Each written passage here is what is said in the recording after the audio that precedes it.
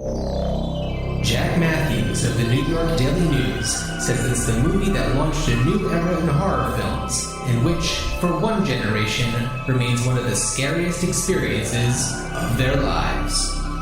Roger Ebert of the Chicago Sun-Times says if movies are, among other things, opportunities for escapism, then this film is one of the most powerful ever made. And Regan McNeil, the censored for TV version of this film, says, "Your mother knit socks that smell." On this episode of Ruined Childhoods, we decide the fate of The Exorcist.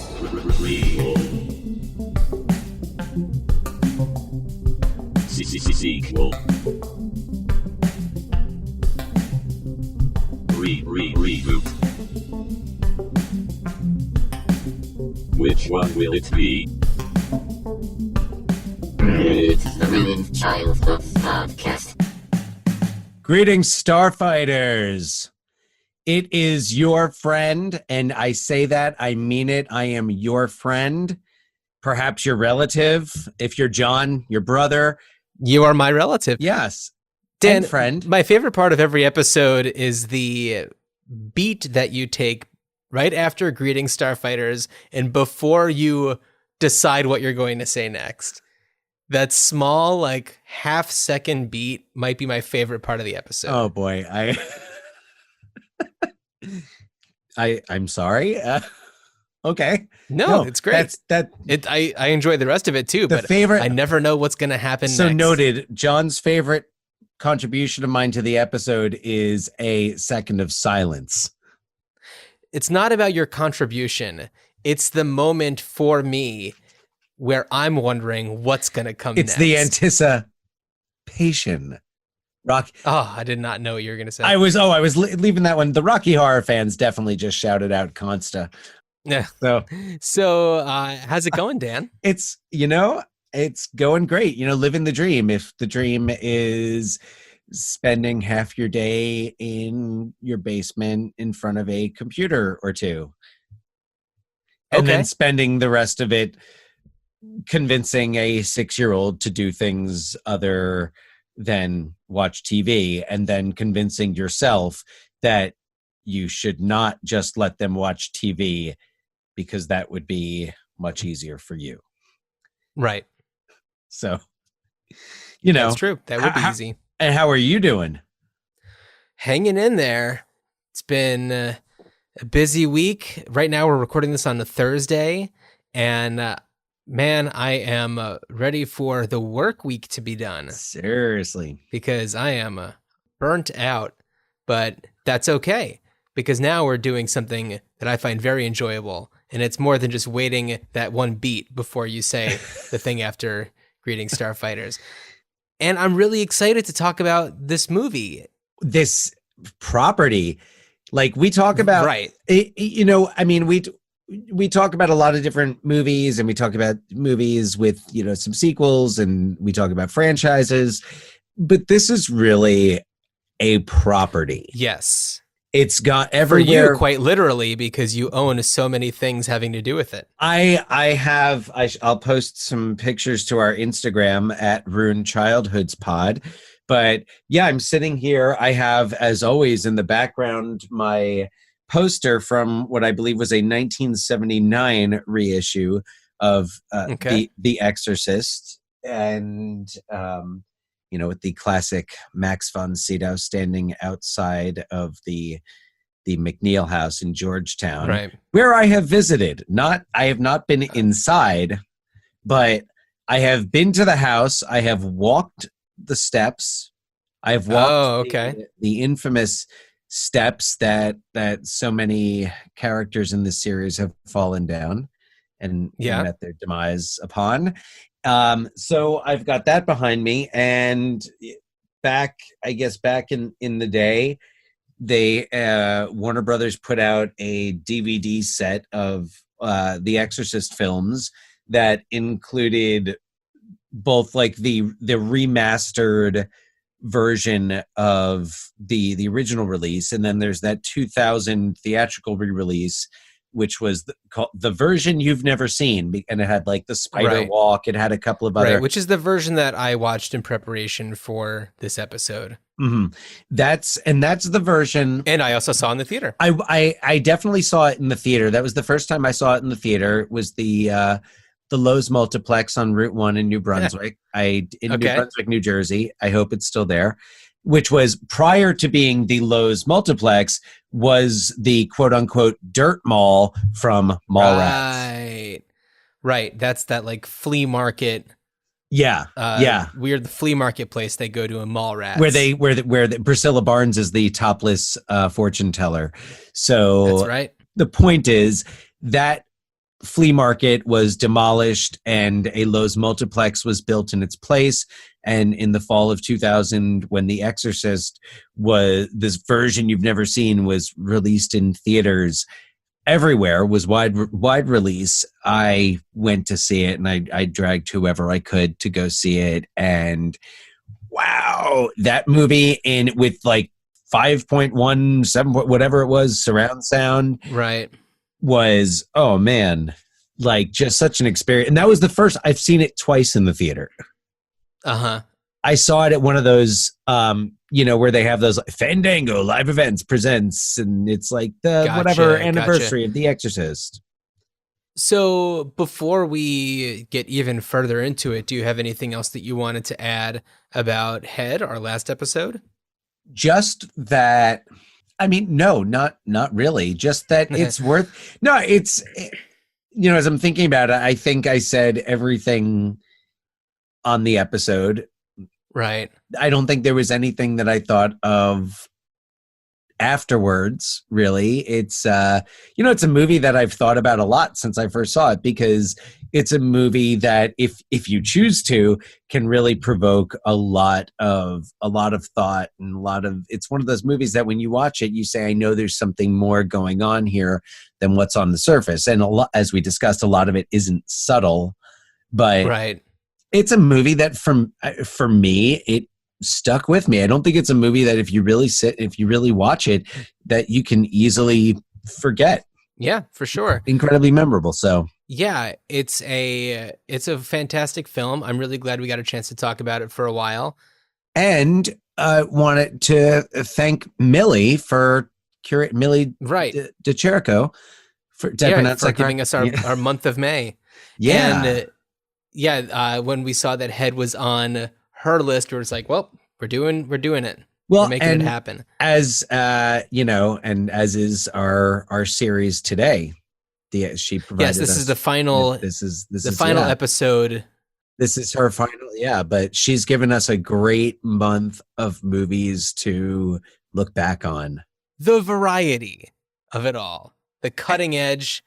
Head Exorcist, and I don't want to, and I don't want to, spoil anything that we may do down the road, but she sent us a pretty long list of a lot of very varied and interesting titles. Well, what I love about it is that as somebody who's a programmer for Turner Classic Movies, I was expecting things that were considered more traditional classics, and she really went for things that, when we were younger, the three of us were younger, were big movies that were worth bringing up. And then some that were a little bit older, like The Exorcist and Head. And really, but the really cutting edge to have that on there was a real treat. Yeah, it's not one that I would have thought of to go back to. But so I'm glad that she kind of put it in our hands. Oh yeah, I got a text from somebody today talking about their reaction.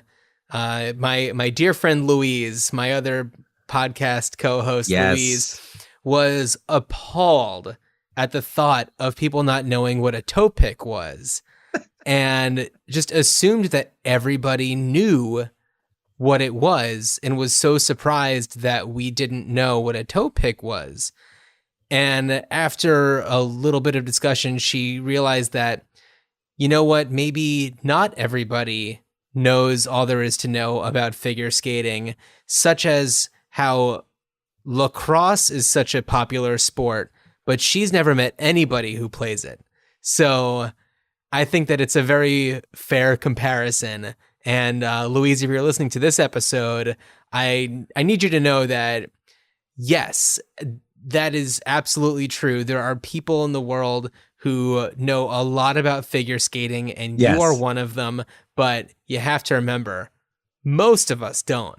Yeah, but it's awesome that you do, Louise, and you are not the only person who commented with toe pick on one of our cutting edge posts.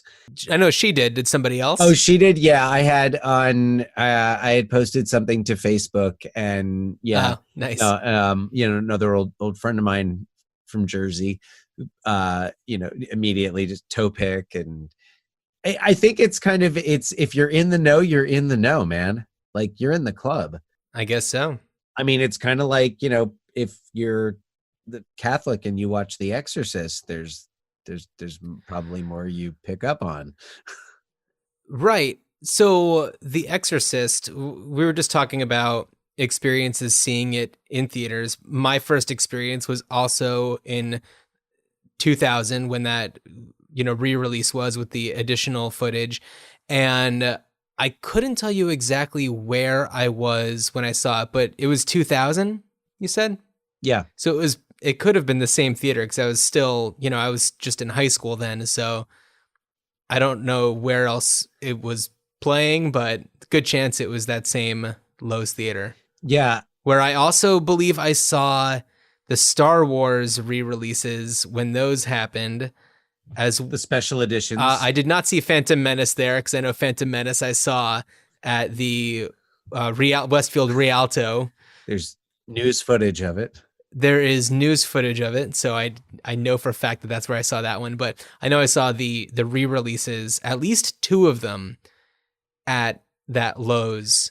I saw when the special editions came out. I didn't go see Return of the Jedi special edition, mostly because I saw it in its initial release. I had not seen A New Hope or Empire Strikes Back. Right. So I saw those both, but I was at Rutgers at the time those came out. So yeah, so Star Wars movies, ones that had people lining up around the block. The Exorcist is another one that people were, the word got out that this movie will make you sick, and people went to it in droves, and in a lot of cases got sick. I feel like I remember there being a story from cousin Kenny. Okay. Our mother's cousin, who I want to say who grew up in Southern California in the Hollywood area. And I apologize if I'm botching the story, but I'm pretty sure he told me a story once that he took a date to see like a preview screening. Oh no. Of The Exorcist or something like that. And I'm not sure if she got sick or if it was like people definitely got sick. And another connection there is through Kenny, I was able to meet Owen Roisman, the cinematographer of The Exorcist. 13 minutes. I was wondering how long it was going to take for you to bring up your lunch with Owen Roisman. Well, I know I've mentioned it before, but it's actually relevant now because this movie is pretty much all we talked about. And it was right before the 1998, like the 25th anniversary re-release, which I think it was in like some theaters in some cities, but it was mostly like a VHS thing they put out. Look, okay. I didn't intend to go there yet, but I was telling the story about Kenny came up. So, okay. Yeah, and a lot of the stories, like there's a documentary that is, I'm almost positive one of the extras that's on every one of the DVD releases or Blu-rays since 1998. They talk a lot about the very practical way in which they did some of just like the craziest stuff in that movie. And yeah, man, it just left a huge shadow. Well, I was really surprised because I was reading reviews from just average Joes out there about The Exorcist, and a lot of people were revisiting it and saying how it doesn't hold up. And I did not feel that way when I watched it the other day. I don't know what certain people expect, but I don't know. The visual effects, of course everything is done practically. I think that they really, really work. And in a lot of these movies that come out now that are about exorcisms or possessions, they're very over the top with their digital effects because they can be, and it takes something away from it. When you have this movie from 73 that has all of this really, really rich visual effect added to it, it is extremely impactful. And the things that got people the most sick, I was reading about this, were not having to do with the possession or the actual exorcism. It was mostly the scenes in the hospital when she's getting procedures done to test for any sort of brain abnormalities. That's what got people fainting in the aisles. It's kind of amazing. It's remarkable because I actually heard somebody saying something like that today about the original film not holding up with contemporary audiences, and that somebody would be Rennie Harlin, the director of Exorcist: The Beginning, which was one of the two versions. You say Rennie Harlin, and I think The Long Kiss Goodnight. Or Gina Davis, star of the television adaptation of The Exorcist, which I have been binge watching over the past week. How is it? How was it? If you don't mind, we'll hold off. We'll get there because I feel like there's kind of I think on the one hand, we're going to be hopping around a little bit here. Yeah. But I kind of want to hold off on talking about the TV show because you kind of need the perspective of everything before it. And it all ties back to what you're saying about the effects. But I was listening to the commentary track on Exorcist, the beginning. I started listening to the commentary that Paul Schrader did on Dominion, a prequel to The Exorcist, which was the entire film that was shot before Rennie Harlin was called in. And you know what? We're jumping around a little bit, but we're here now. So I just want to take a moment to talk about Rennie Harlin's commentary. Go ahead, John. Okay, no, I just wanted to see if we could just do a brief catalog of the Exorcist things, and then we'll get into it. So there's, of course, The Exorcist, and then we have, is it just Exorcist 2? I'm sorry, I don't have my in my notes. No, it is Exorcist 2, The Heretic. Right, The Heretic, which also is with Linda Blair, where she, I think that the plot is that there is still some of the demon in her, or there's something that's still in her that is awoken. The demon is, so Richard Burton is sent by the Vatican to investigate the deaths of Father Merrin and Father Karras. If I watched it not too long ago. And it's like he does these interviews with her, and she's also like she's in this like she has her own like place, or she lives with Sharon, the like the nanny, the babysitter. Yeah. From the first one, more appropriate because Ellen assistant.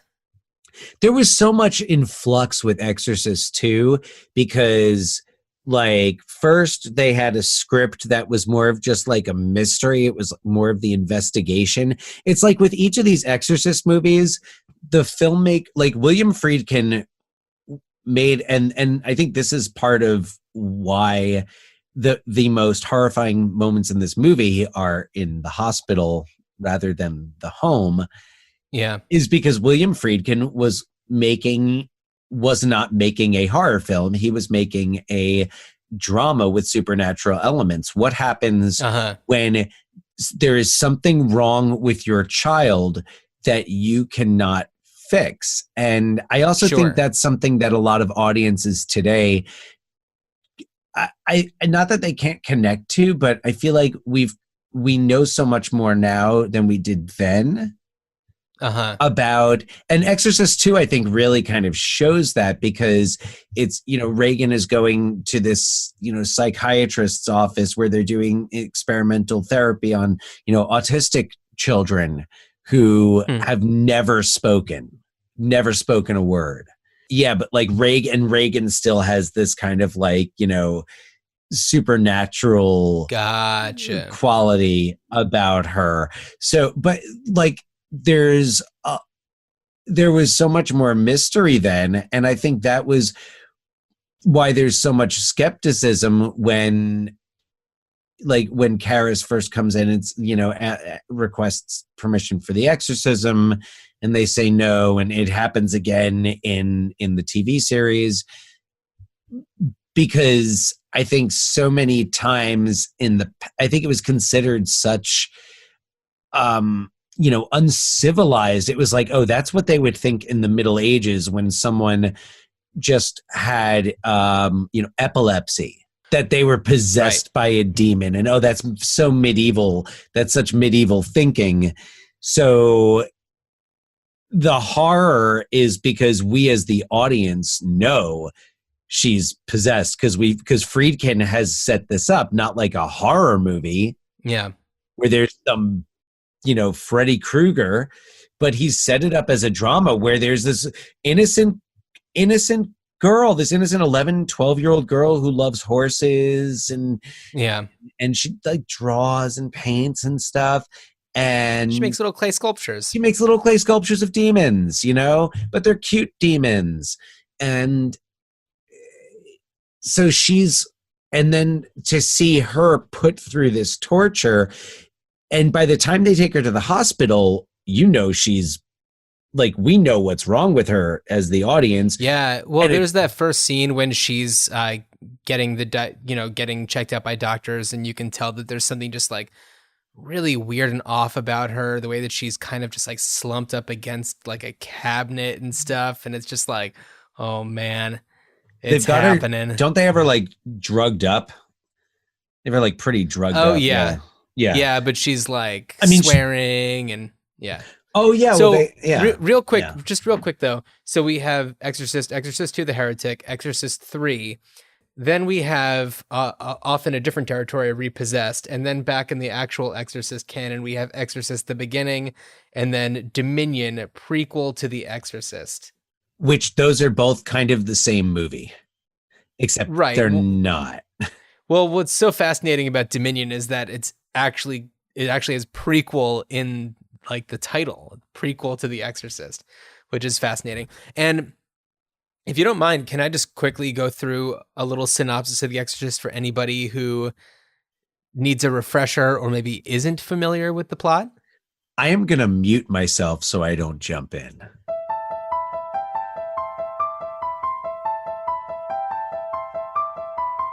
On an archaeological dig, a shocking discovery elicits the worst fears. Oh, wait. That's Ishtar. I'll start again.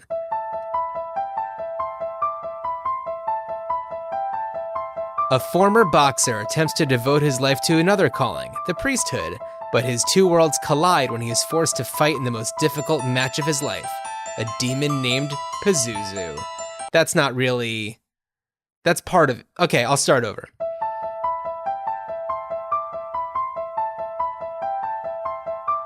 The spirit of a demon named Pazuzu is awoken and finds its way into the body of Regan McNeil, the daughter of famous actress Chris McNeil. The two are living in Georgetown, a neighborhood in Washington, D.C., where Chris is filming a movie that takes place on the Georgetown University campus. Regan is forced to navigate the ugly divorce of her parents and puberty, all while Pazuzu is attempting to take over her body and wreak havoc among the living.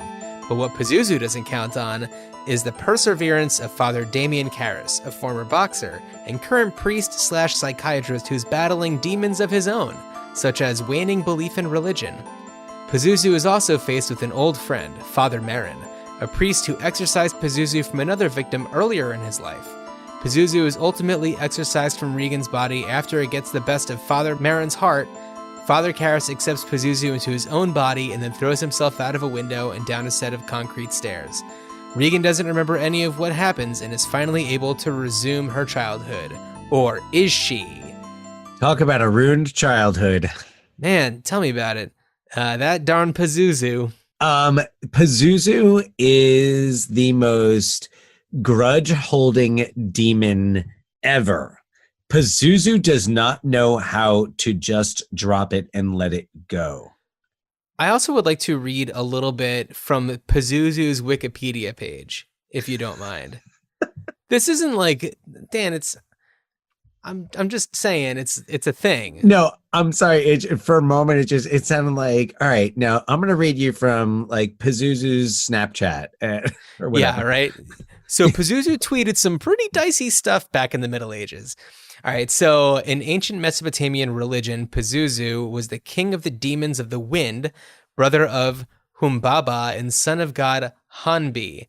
He also represented the southwestern wind, the bearer of storms and drought, and is often depicted as a combination of diverse animal and human parts, has the body of a man, head of a lion or dog, talons of an eagle, 2 pairs of wings, a scorpion's tail, and serpentine penis. And he has his right hand up and left hand down when in sculpture, which we see at the beginning of the film when Father Merrin is on the archaeological dig, which is, I believe that's just like an omen of something to come. Okay. So as I said, Pazuzu is a vengeful bitch. So Pazuzu has faced Father Merrin before, and you get some of this in Exorcist 2, and you get some of it in the prequels to The Exorcist, though both directors on these commentaries seem to think that they just kind of invented it. Yeah. It's in William Peter Blatty's original novel, where in the late 1940s in Northern Africa, I believe, Merrin comes to this village and there's a boy who's possessed, and it's Pazuzu. So Merrin exorcises Pazuzu from the boy, and at least in Exorcist 2, I think the boy grows up to be like James Earl Jones, and James Earl Jones is kind of like, he's like the boy who lived, kind of, and he's like now the like chief of the tribe. So Merrin has faced Pazuzu before, so Pazuzu now is back. And if we want to go through the lineage of all this series of the series, I'm trying to remember. I don't remember if it's Pazuzu who they face in Exorcist 2. I kind of think it is. Okay. So then, all right. So now Merrin and Karras get rid of Pazuzu again. Father Karras dies at the end of. Are you planning to synopsize any? No, the other films? No. Okay. So in the whole like kind of storyline, when Father Karras dies and his soul leaves his body, there's this serial killer, I think, who's killed and whose spirit enters Karras's body.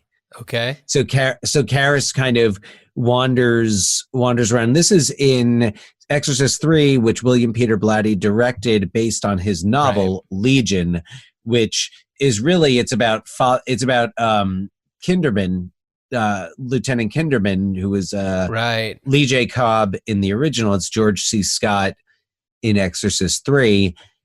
These murders are happening, and they're just like these serial killings that happened in the 70s.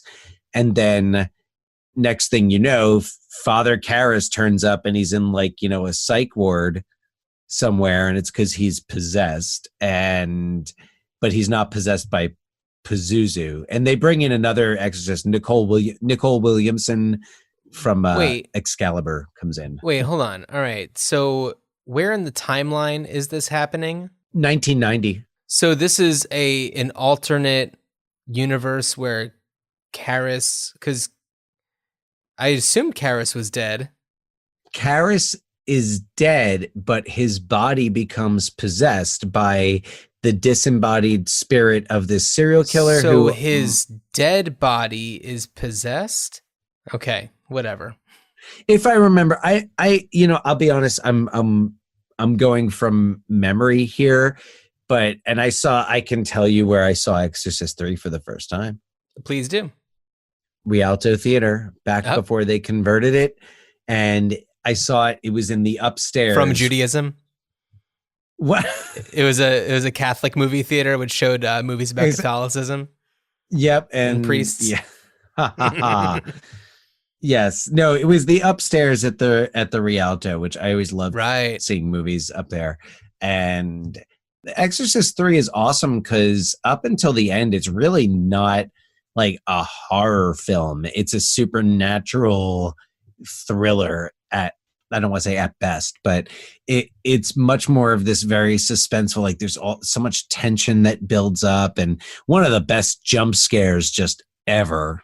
Oh yeah. Is in that movie. Have you seen that one recently? I haven't, no. No, man. And I mean, it's widely recognized as like the other good film in the franchise. The only one I've seen is The Exorcist and the aforementioned Repossessed. Yes. Which is in the Exorcist family, but isn't canon. Yeah. No, Repossessed. And Repossessed came out either just after or just before Exorcist 3. Right. Came out right around the same, but it didn't get a wide release. I remember it did in our house somehow. Well, because I knew about it at that point. So I had seen The Exorcist, though. The first time I saw The Exorcist, it was on the USA version on the USA network. So with the so that's the your mother knits socks that smell version. Yes, that might have. I'm not sure if that was the substitution, but there was most definitely a substitution for a line that I'm not even going to quote right now. But right, your mother is definitely. You'll quote it later, right? Your mother is doing something different in that quote in a different place. So I saw the USA version, and I still thought it was great. And then I was like, oh, this is based on a book? Wow, I got to read that.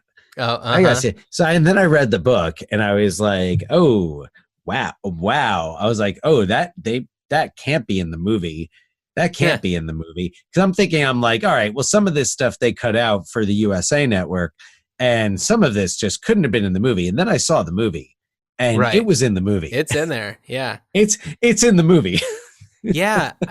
So by the way, I haven't said this yet, but like, I think that I had maybe seen some of The Exorcist before the 2000 re-release, but the first time that I was actually watching it was that time. And to this day, I believe it is the scariest movie I've ever seen. It scared the crap out of me. Like when I rewatched it this week, I made sure to do it during the day. There were moments where I was like, I think I'm going to maybe do some work while I'm also watching this scene so as not to be like fully immersed in it. But I was just like, I have got to, I don't know. It's the scariest movie. It's the type of thing where no matter how many times you've seen it, when you see it in a theater, it's such an intense experience. You leave the theater feeling unsafe. I remember it very, very vividly. It was just eerie. Yeah. Not that I believe in demons by any means. I saw some people writing reviews that like, in order to appreciate this movie, it kind of means that you need to believe in God and the devil. And it's like, nope, not my experience. No. I mean, like I kind of said earlier, I think you get a different appreciation for it if you're Catholic. I'm sure that it's kind of like anytime you watch something that you have a little more familiarity with, whether if it's like I'm watching a movie or a show about teaching.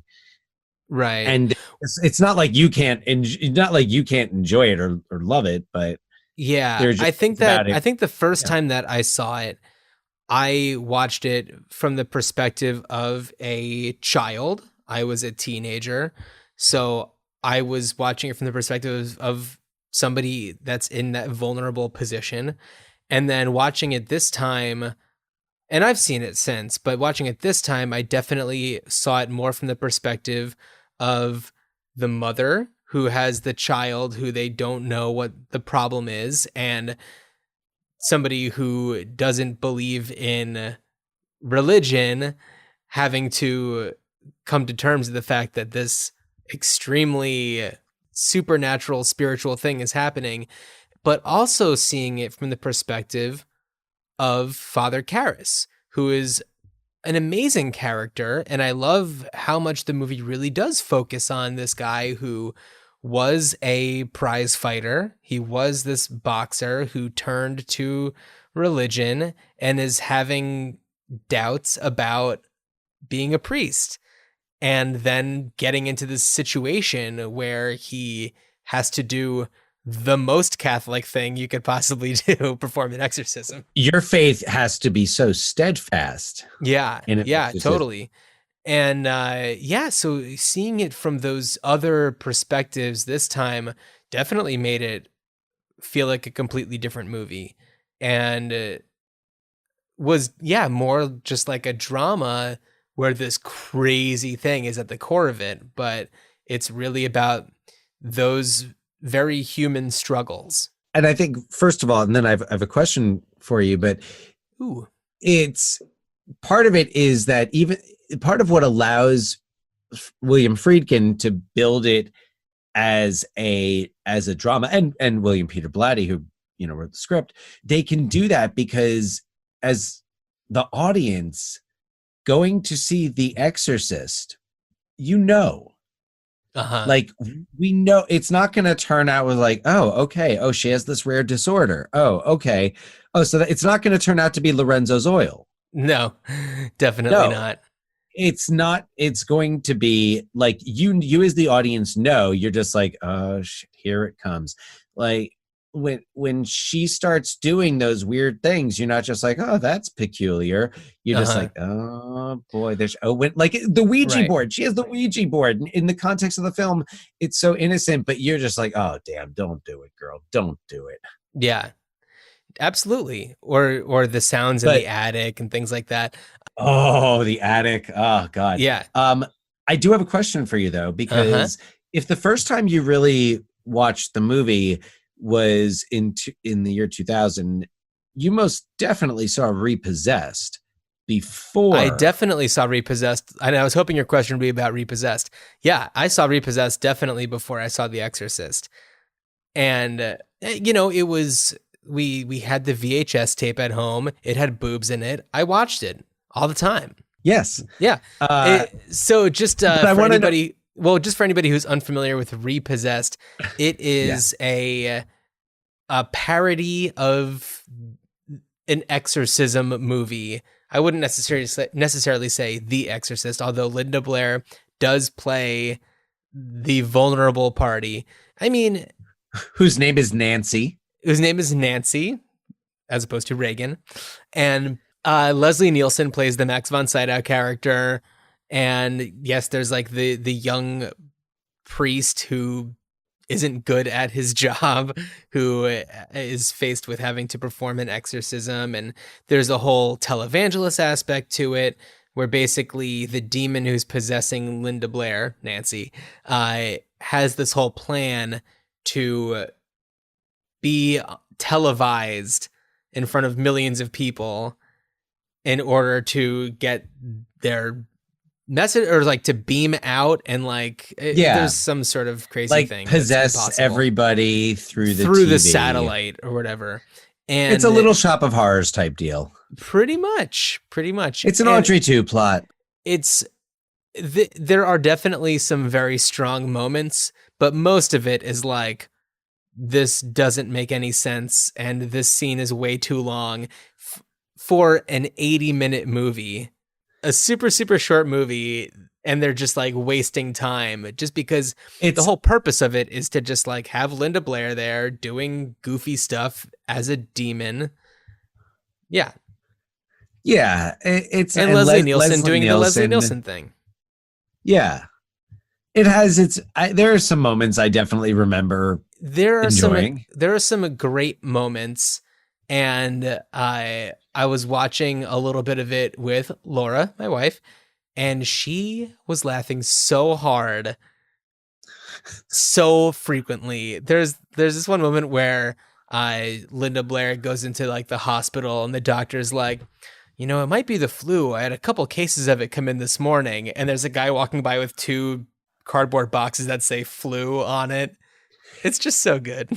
It's definitely, it's basically like if the biggest fan of Zucker, Abrams, and Zucker decided to make a movie and actually got Leslie Nielsen. Oh yeah, what a get.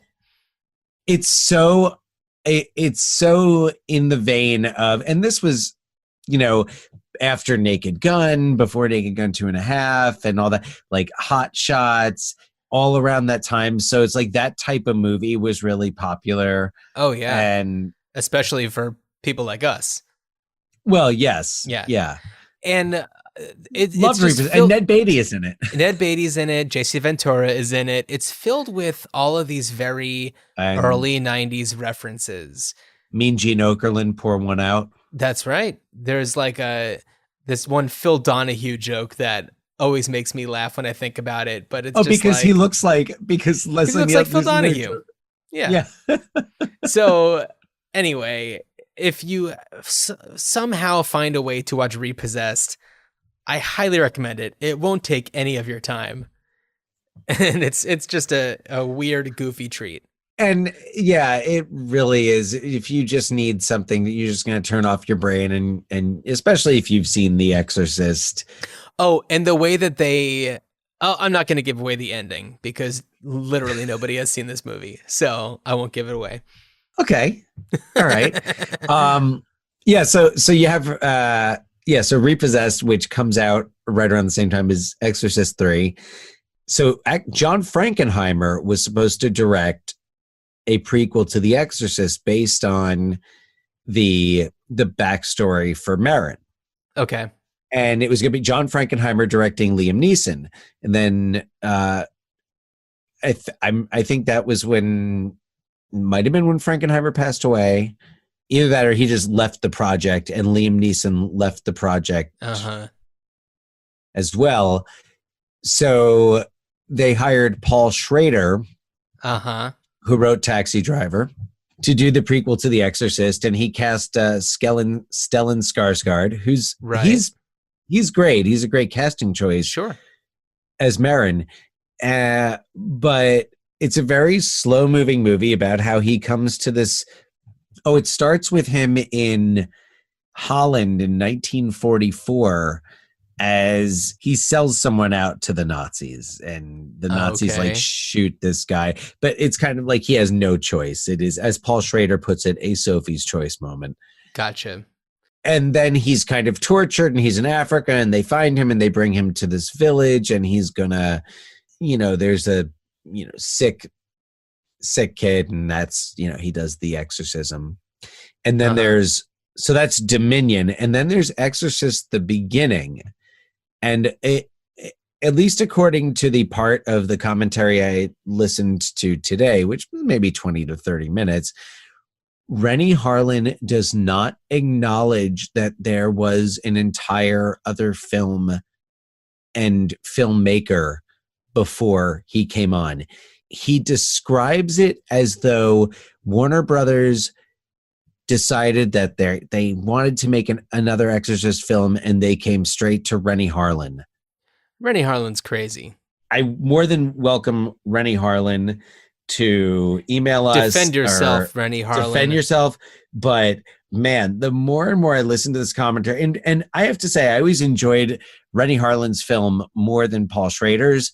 I don't think either of them is very good. I just feel like, at least if it's not going to be very good, let it be kind of like entertaining. And Rennie Harlin's, it's a Rennie Harlin. It's more of a popcorn movie. But first of all, he sounds like an older, like toned down version of Surge from Beverly Hills Cop. Oh, Surge. Surge sounds like a laundry detergent. So and just as I'm standing there being like, so Rennie Harlin's trying to turn Father Merrin into Indiana Jones. He actually said it on the commentary.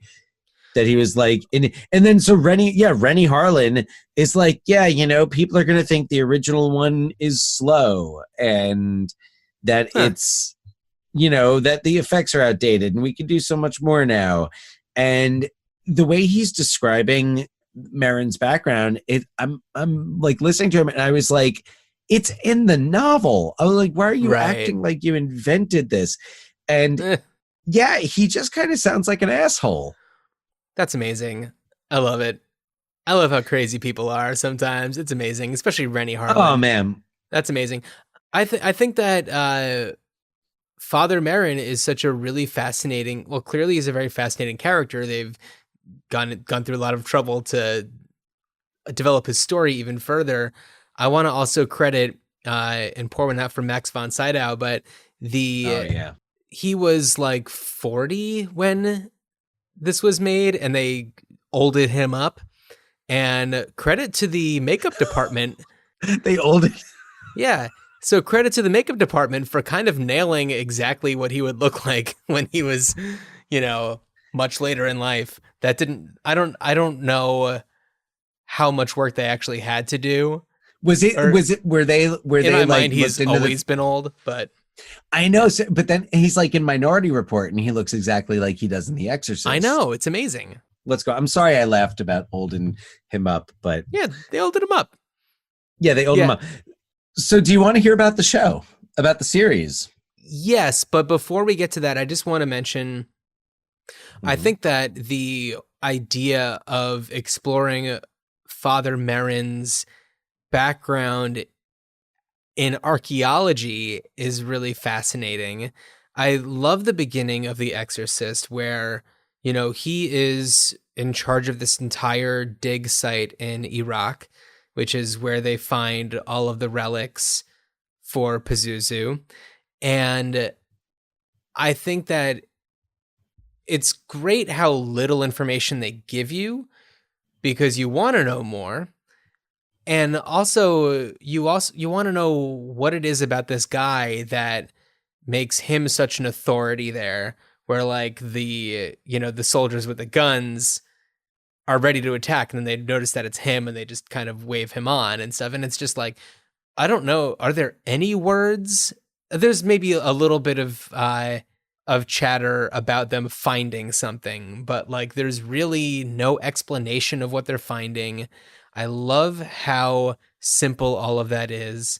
And when he sees like, all of the Pazuzu stuff, it makes you wonder. It makes you just want to know more and more and more about this guy and what's going on.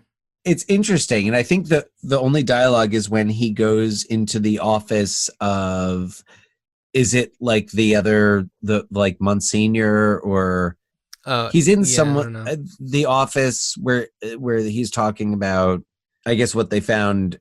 But what I love about that sequence, so first of all, again, what works so well is the fact that you as the audience member know that this is all building up to this little girl getting possessed and there's going to be an exorcism. So you're watching it and you're like, oh, what does this have to do with the exorcism?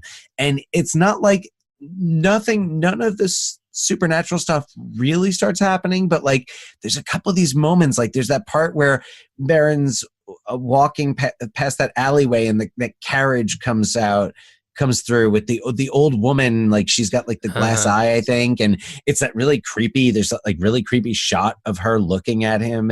And then when he's in that guy's office and the clock just stops. Oh yeah. The like that pendulum. weird shit that's going on. So it's keeping as the audience.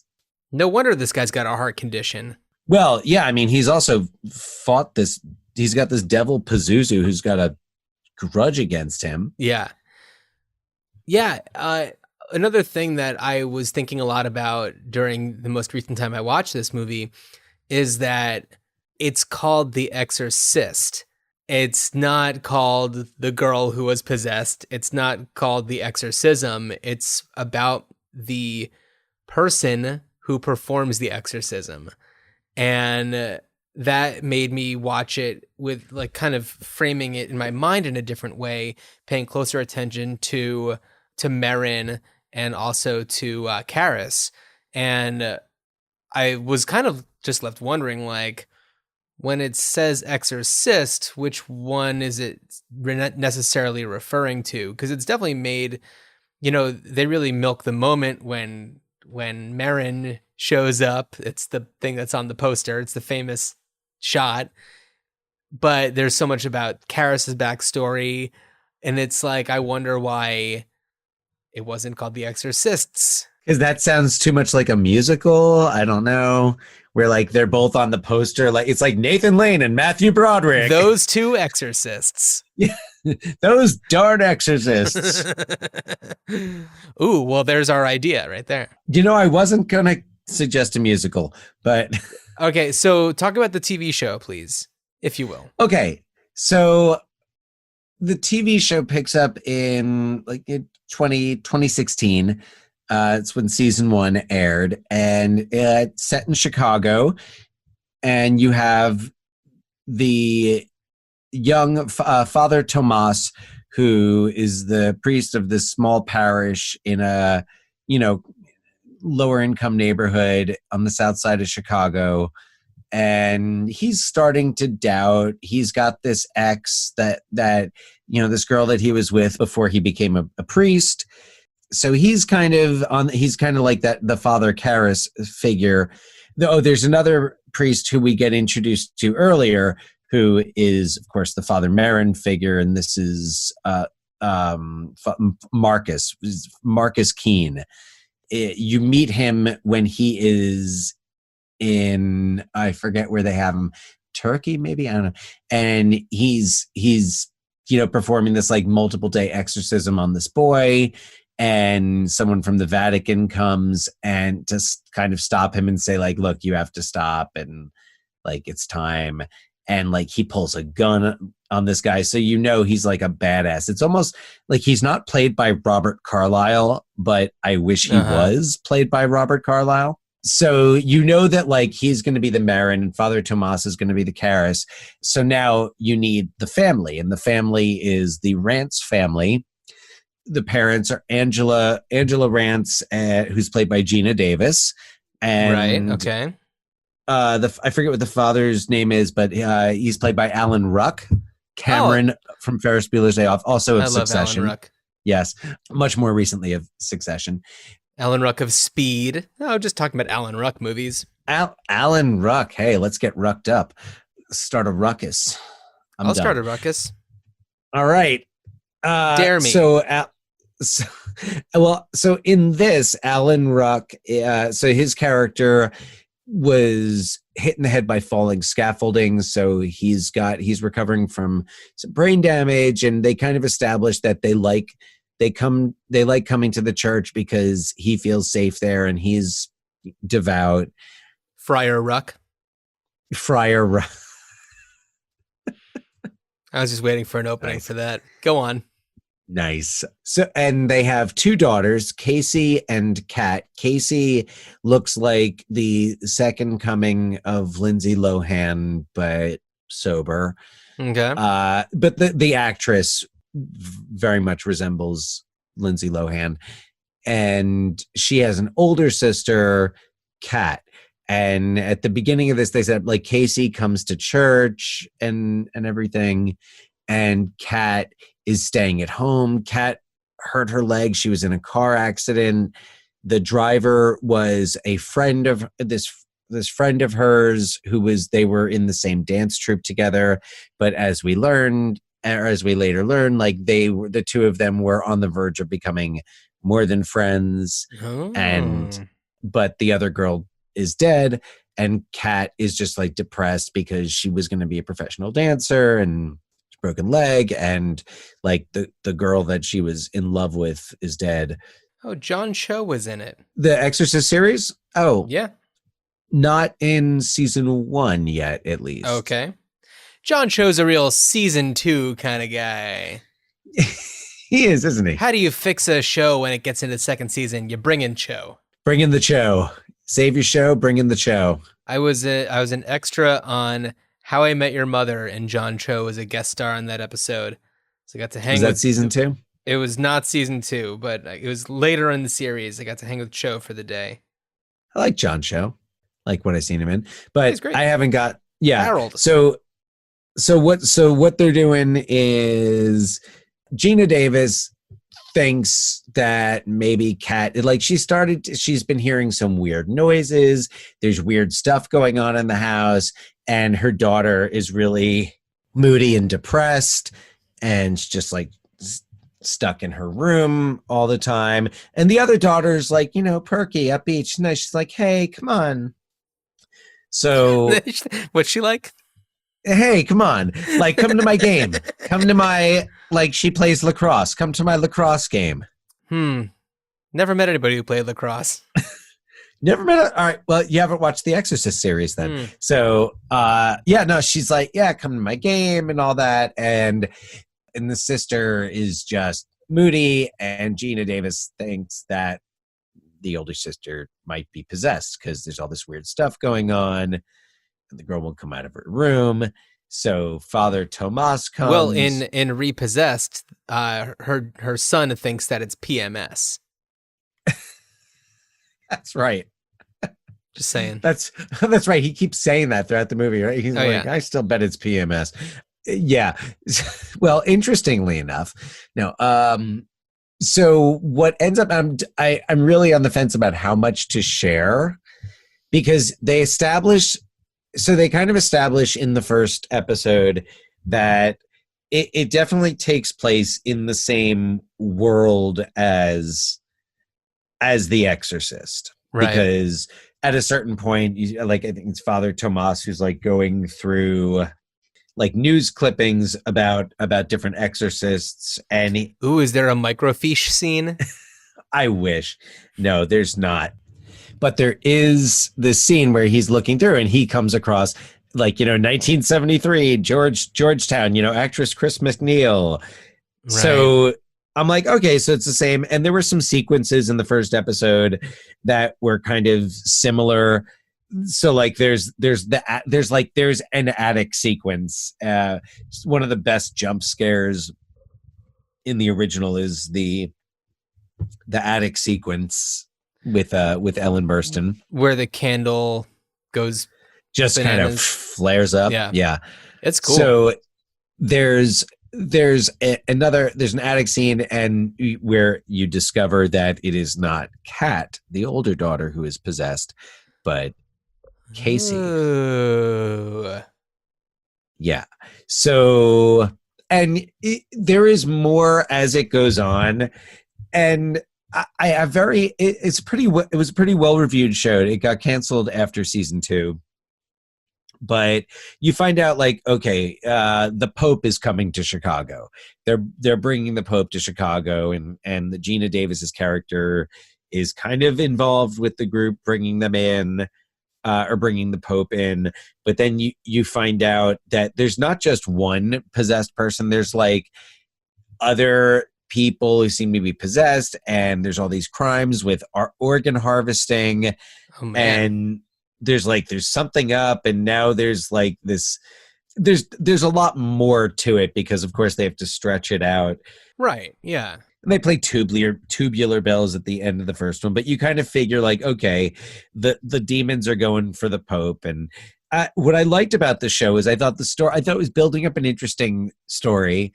There's a lot of gore and scares that it's doing. That again, yeah. I'm saying what did this would air on?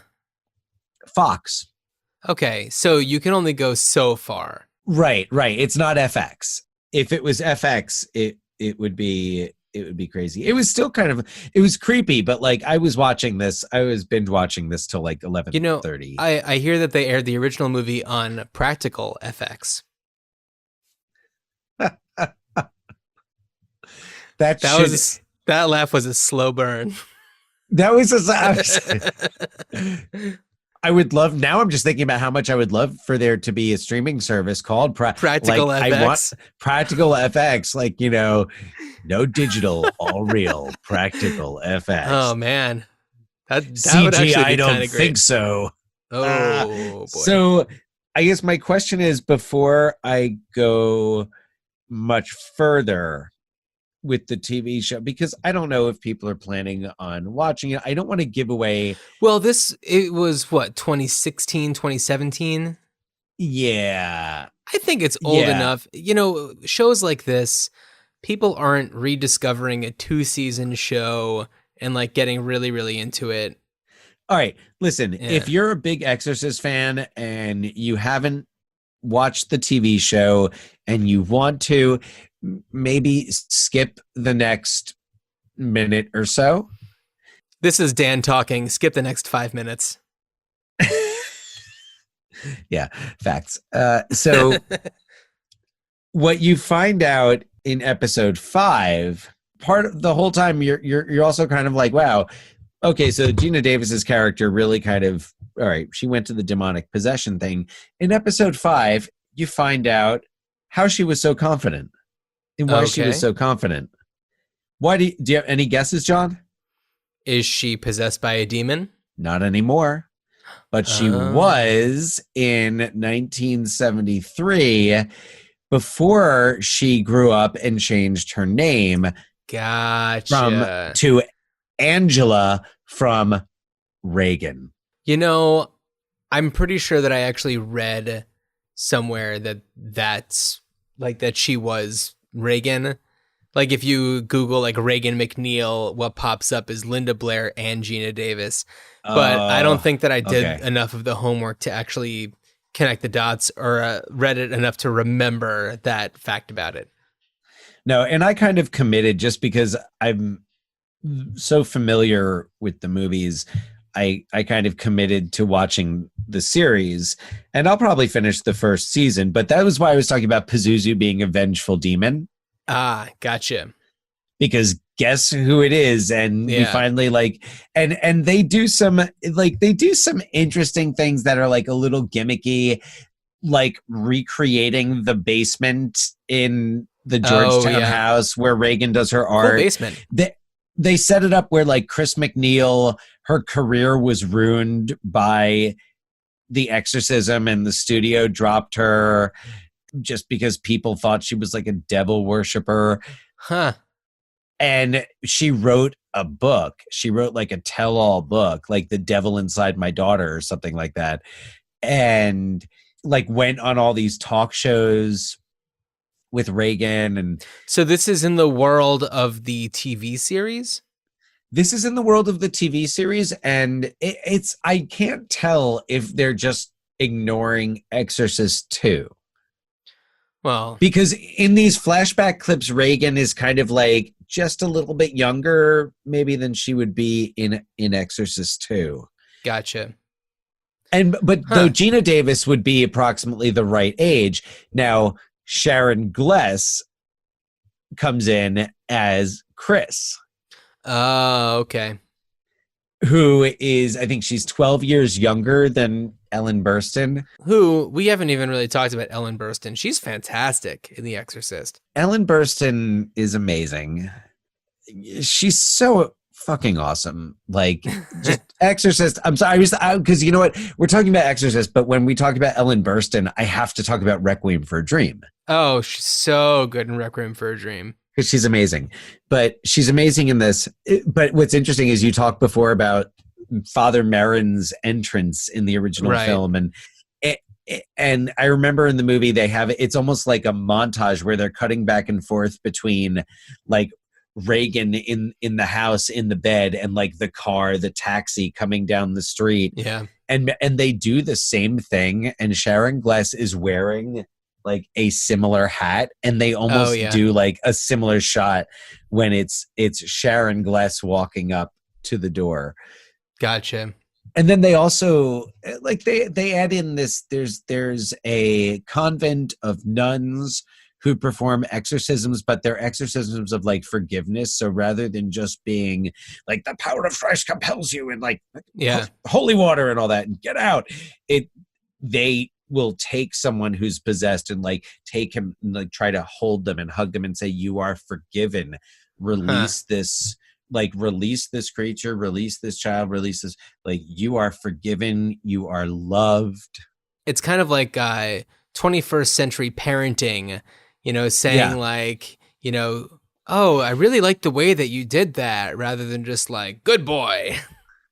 It's restorative exorcism, really. Yeah. In education, we call it restorative justice. It's where, like, Okay. instead of a detention or a suspension, you sit in a circle with, like, whatever the kid who you hit. It's like, talk to me about how that made you feel. Well, it was like, yeah, it's like, okay, we're going to talk. This is the talking piece, and we're going to pass it around. And Use your words, demon Pazuzu. Use Yeah. your words.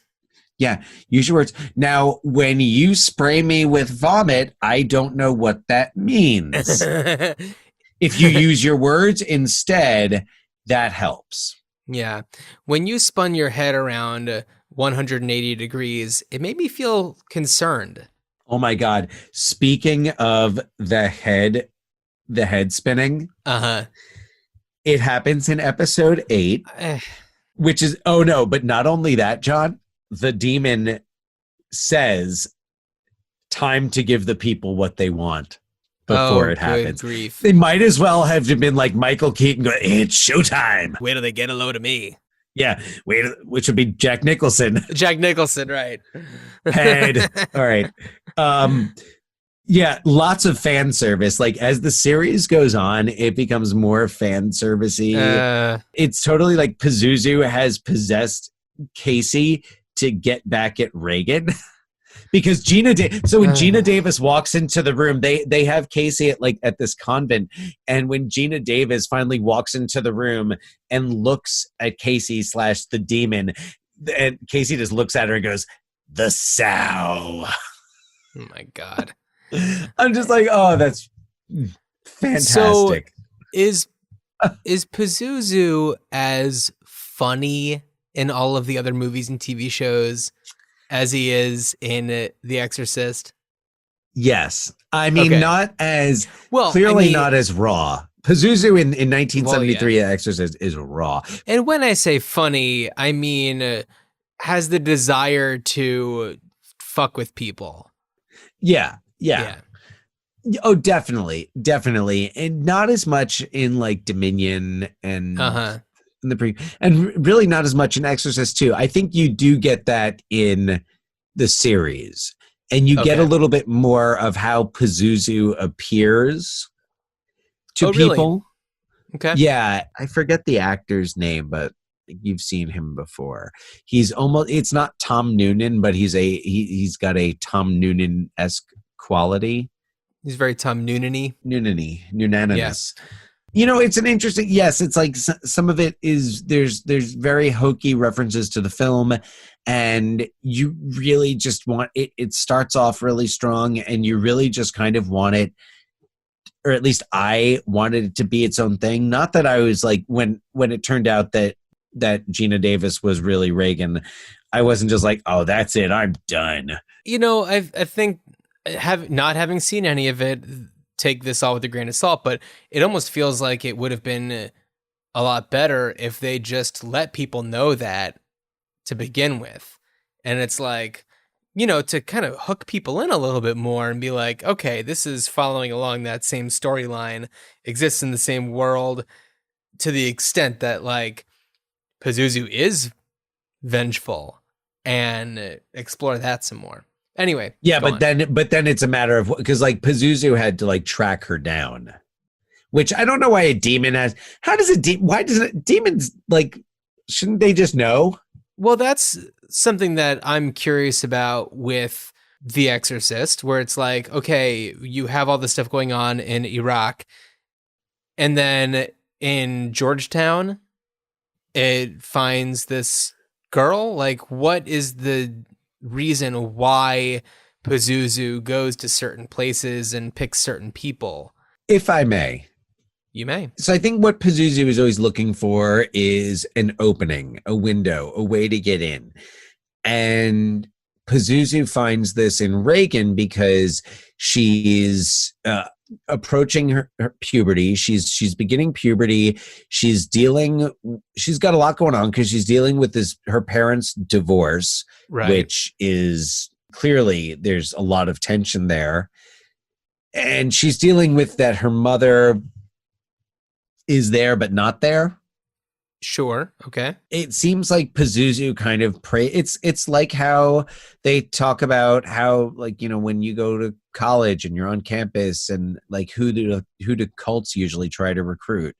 Okay. You know, so they look for people who are feeling, you know, unappreciated, unwanted. You know, you've got this girl in the middle of this divorce, and you don't really get. Yeah, but I want to know how demons get around. Like, how do they? There's a million people who are going through the same thing that she's going through, just as vulnerable at the same moment. What is it about her? How does the spirit of Pazuzu find its way? Well, the Ouija board to Washington, D.C. The Ouija board. Oh. The Ouija board, yeah. Well, at least in the TV series, they attribute it to they attribute it to that, but to everything else, but they also attribute it to the Ouija board, and that she kind of opens the door for the spirit to come in, and because she's so lonely, she's looking for companionship in the spirit world. Huh. And then that's why she makes like the little Play-Doh Pazuzu. Here's a pitch for you for a way to bring this series back and I could be very, very wrong about the company that owns the Ouija property, but it's about Milton Bradley, like in the 1880s. I don't know. I have no idea when Milton Bradley like was a person or whatever, but is a Satanist and develops the Ouija board in order to bring demons into the real world. How about that? Is that fun? Is that a thing? Who makes Ouija board? I think Milton Bradley. Is it the Parker brothers? Oh, it might be Parker. But did you see the movie? Like Ouija the movie? No, of course I didn't see that movie. You kidding me? I didn't see it either. Ouija. So let's see. Ouija board. I don't know, but it would be really fun if it was Kennard Novelty Company. I think 1891. So I was pretty close with the era. Kennard Novelty Company, and then it went to, so it's Charles Kennard and William Maupin. Charles Kennard. Curious to know who has it now. Hasbro? I can't find it. Anyway, not worth investigating right now. All right, so wait, hold on a second, John. I'm on Wikipedia here. Oh, the Wikipedia? Yeah, I am doing some hardcore research here. So I was just looking up information on WikiFeet, but I couldn't find anything on Ouija board. So it was following its commercial. All right, so spiritualists believed that the dead were able to contact the living and reportedly used a talking board very similar to a modern Ouija board at their camps in Ohio in 1886 to ostensibly enable faster communication with spirits. Huh. Following its commercial introduction by businessman Elijah Bond on July 1st, 1890, the Ouija board was regarded as an innocent parlor game unrelated to the occult until American spiritualist Pearl Curran popularized its use as a divining tool during World War I. So you just named our main characters here. I'm wondering if you could almost do this as a like loosely based on fact. Right. It's Why loosely, created though? by followers of Pazuzu, a.k.a. Captain Howdy. It was Captain Howdy, right? It was Captain Howdy. Yeah. Yeah. Well, Captain. Yeah. We do see Captain Howdy in the TV series. Maybe Elijah Bond is Captain Elijah Howdy. Bond is a great name. Well, no, Pazuzu is Captain Howdy, but also Pearl Curran. That's there we go. But I love this whole plot about like these Ohio spiritualists and like creating these Ouija boards. Dan, I think podcast over. We got it. This is it. Let's write it. I mean, I'll be honest. I came into this without a real like suggestion. Oh yeah. I mean, I came into this just feeling like, man, like The Exorcist should be put into theaters like every Halloween once such things can happen again. People should have the opportunity to see The Exorcist in a theater because, okay, maybe if you're watching it at home, and it's easy to get distracted during something that at times is kind of slow moving. But I think if people have the opportunity, I would say that anybody who's basing their entire opinion on The Exorcist on a home viewing, and unless that opinion is incredibly positive, I would suggest that somebody see it in a theater. Right. You can't help but keep your eyes glued to the screen. You are held captive when you are in a movie theater. Oh God! And I mean that in the best of... way possible. Oh, except man, shit. Now I'm like imagining going to see one of these, like going at one of those, like, dine-in theaters. Although, yeah, maybe those won't be a thing anymore. No. Bumming me out, man. That was the last movie I saw before all this was when we went to Alamo Drafthouse. Was that really? It's on 1917. Yeah. Was that really the last movie that you saw in a theater before all this? I'm almost positive, yes. Wow. That was late January, right? It's February, mid-February. It was February? Yeah. Wow. Yeah. I guess so. I'm really glad that we went on that trip before everything went to hell. Really, right before. But that's not the type of hell we're talking about here. We're talking about the hell that has spawned Pazuzu. Yeah, and along those lines, I had two different ideas.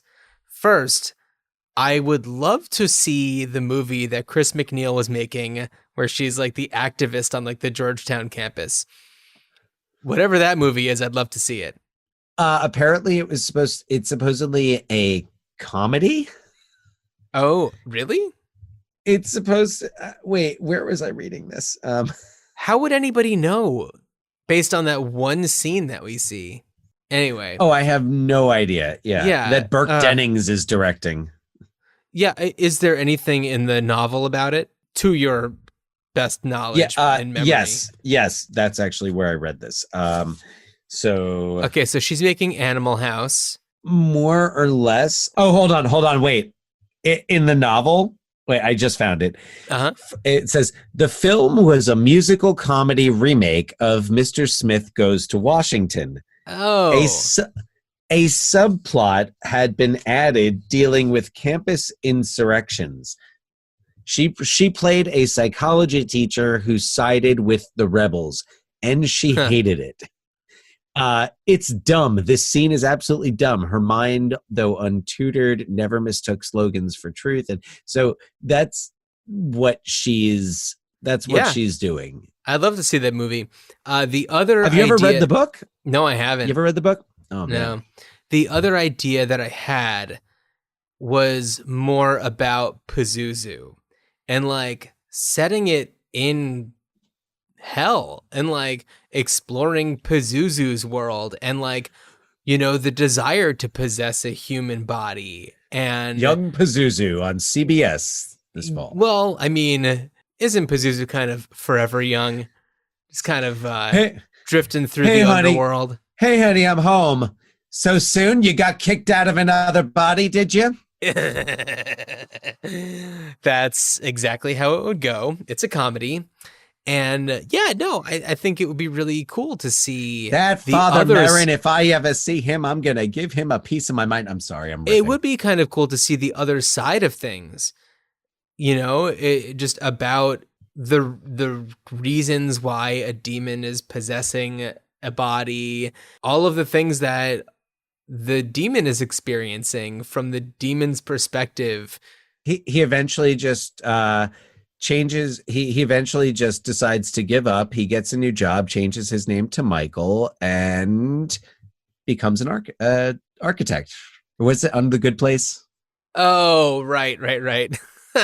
I was thinking of another Ted Danson vehicle that features an architect that happens to be the next movie that we're doing on this podcast. Oh, wow. Except for Michael is the name of one of the other characters. We'll talk about that in a few. If you can guess well, you don't have to guess because it says it in the description for the episode what our next one is. But anyway, go on. Okay, so how would you make this Pazuzu movie? I'm curious. I don't know, with a camera and animated. I mean, no, but I mean, yeah, but like who's going to play? Pazuzu. Who plays Pazuzu? Michael Shannon. Yeah. Willem Dafoe, maybe. Not Oscar Isaac, no. No, not Oscar Isaac. Willem Dafoe would play Satan. Yeah, it's like, really, Pazuzu again? You want to try this again? Keep having you possess people if you're gonna keep getting exercise. He's wearing a robe. I just picture him wearing a robe, and he's Willem just Dafoe like, can do whatever the hell he wants. Yeah, he's just like, great. Leave this poor family alone. You're so vengeful. He's like, but Satan, I wanna. That's Michael Shannon. That doesn't sound like Michael Shannon, but that's how he plays it. But yeah, Satan. I don't know. But Satan. Yeah, it's like Richard. Is Richard Kind? Oh, Richard Kind as Pazuzu? No, Richard Kind is Pazuzu's brother. No, uncle. Oh, uncle. James Franco as Pazuzu. Yeah, I can see James Franco as Pazuzu. But honestly, I'd love to just see Michael Shannon as Pazuzu. Just because Michael Shannon's you would. The best. Yeah. Michael Shannon would be great in an Exorcist movie. I don't know what he'd be a great Father Karras. If you were gonna possibly remake it, Michael Shannon would be a solid choice for Father Karras, as would Oscar Isaac. Oscar Isaac would be good. See, that's the thing, is that I would see Oscar Isaac in the troubled priest role. Yeah, I guess so. Yeah, I get it. All right. But so yeah, I like your idea for that Pazuzu based prequel with the Ouija board and. Well, I'm talking two different things. Oh. The Ouija board is one thing, and the Pazuzu behind the screams. But I think if you were to do, I'm thinking of all these different ideas for like the Pazuzu at home, like a Curb Your Enthusiasm type thing. Right. It could be played as comedy. That's the thing, is that Pazuzu's they can't funny. take it down a few degrees. It would still be really hot. Pazuzu's really funny. Like there could be some humor behind it. I feel like it's really been mostly comedies that explore hell and demons. So it could be interesting to just kind of get the more dramatic side of things set in hell. Because Pazuzu keeps on failing at possessing bodies. Now I'm imagining it's like Death of a Salesman set in hell or something. It's like Pazuzu is Willy Loman. Yeah, there you go. I don't know. Just a thought. It'll never happen. This is all just a thought experiment. No, but it's really funny thinking of Pazuzu as like just the put upon. Yeah, like can't get anything right. Just can't possess anyone. Yeah, keeps getting kicked out. He's just as Lyle would say in Ishtar. He's a smuck. He's a smuck. So Dan. Yeah. Would you like to tell everybody what we're going to be talking about on the next episode? Well, and I could tell everybody what we're going to talk about for the next month. For the next month. Maybe even longer. We'll see. Several episodes. So on our head episode, John mentioned the summer of 1987, and we talked about how much fun. I talked about the year of 1987. The year of 1987. Yes, we talked about The Last Emperor at length. Yeah. But 1987. Not as long as The Last Emperor, thank God. No, but of course, 1987, one of the most fun movies, one of the most fun years in movies. And that summer just had blockbuster after blockbuster and hit like classic after classic that we still talk about to this day, from things like Masters of the Universe. Iconic, but on both ends, because you have the Untouchables. RoboCop, Predator. Exactly. We could go Superman 4, The Quest for Peace. That was a movie that came out that year. With Nuclear Man. And John Cryer. John Cryer was in like 6 movies that year. And we're going to probably talk about one of them. Absolutely. So we're going back to 1987, and we're going to talk about some of our favorites from that year, starting off with I think the biggest box office hit of 1987. So. This movie has it all. It's got drugs. It's got bachelors. It's got Nancy Travis. Not the first one. Yeah. Wait, I thought she wasn't in the first Dan, one. I watched it yesterday. She is most certainly you did. in it. Oh, you did what? Okay. So, yeah, that's right. So we're talking about three men in a baby. So Three men Danson, in a baby. Three men and a baby. There we go. Danson, Selick, Gutenberg, directed by Leonard Nimoy. Correct. And may or may not have a ghost in it. We don't know. We don't, but I'm sure we'll talk about that next time. So it is three men and a baby. By the way, I watched it last night, not because we were going to be doing it on this show. I watched it last night because I wanted to. There's that. So before we wrap up, I just wanted to also promote another podcast that I do because it is starting to more closely involve the things that we talk about. For anybody who doesn't know, I am the media producer for the Portland Art Museum, and with the closure of the museum, the temporary closure, we have formed a more close bond with our sister organization, the Northwest Film Center, which is a film school. We also, screen films throughout the year in different series and festivals and things like that. And we have the Portland International Film Festival, but it's, a real celebration of cinema, however you define cinema in the Pacific Northwest. And the podcast that I had been doing for the museum, the Portland Art Museum podcast, we are rebranding as Art Unbound.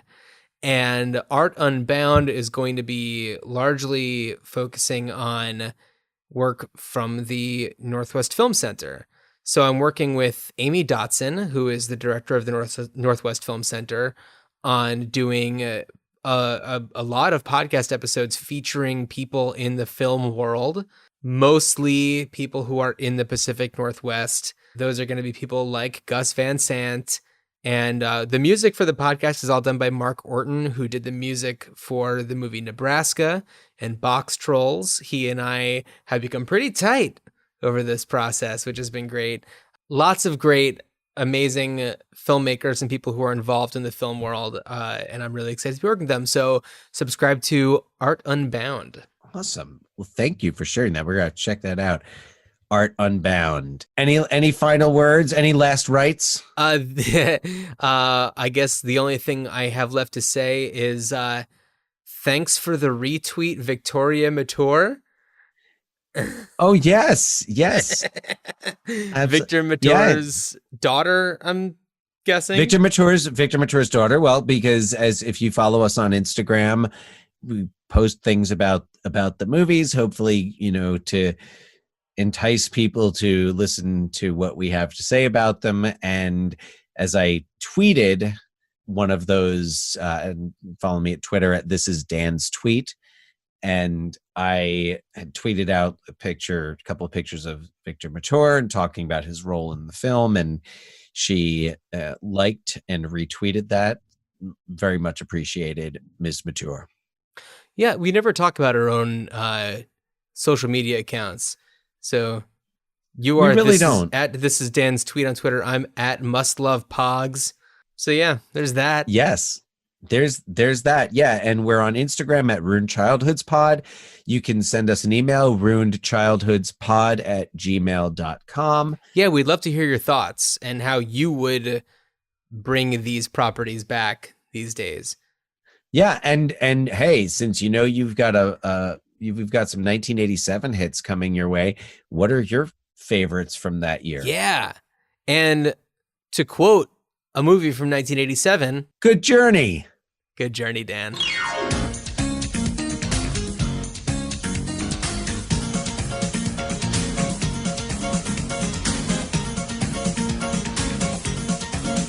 I was minding my business when the devil walked in on me. Oh, no. Waving his hand said, come on, just follow me. So I looked him in the eyes and I showed him to the door. Oh, no. And I told him to get lost, cause I've been there once before. Don't wanna be repossessed.